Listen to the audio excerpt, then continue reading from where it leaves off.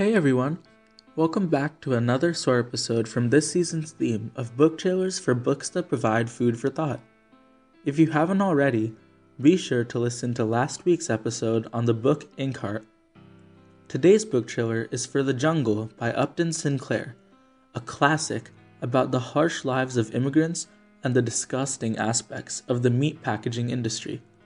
The novel begins with the marriage of two immigrants, Hergis and Ona, and then flashbacks to their move to the meat packaging district of Chicago, Packing Town.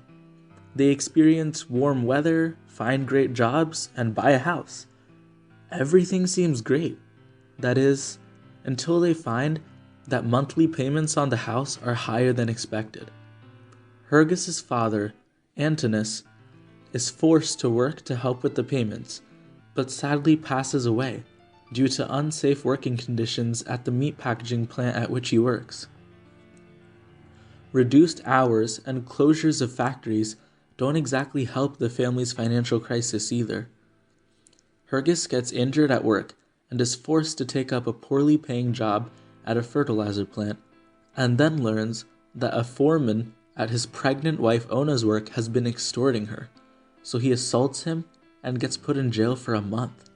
By the time he returns, he finds his wife and newborn child have died due to premature labor.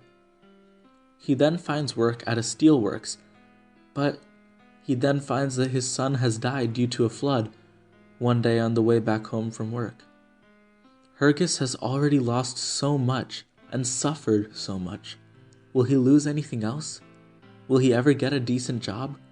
Will the practices of the factories improve? Read to find out and join this truly impactful novel in its quest to bring real change to society.